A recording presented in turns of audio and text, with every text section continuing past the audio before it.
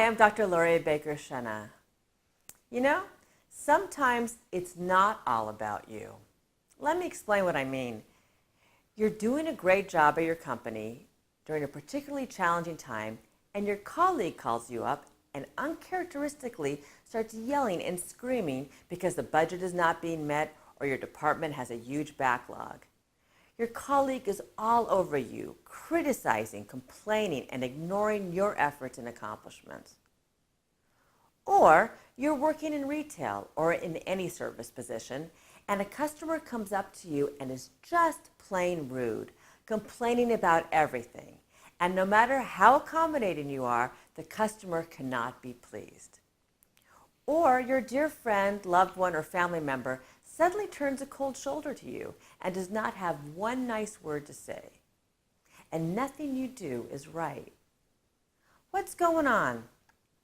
Our first instinct is to take it personally. What did I do to cause this behavior?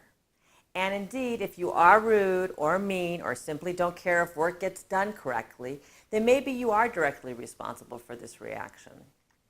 Yet many times this behavior has nothing to do with you, and this is what I want to talk about. When someone who is usually pleasant and positive is downright mean to you, avoid taking it personally. Instead, realize that something negative may be occurring in this person's life. Perhaps your colleague is being pressured from his or her boss and is frightened and stressed. Or perhaps the customer is experiencing some personal trauma in his or her life. Or your loved one is experiencing a really, really bad day.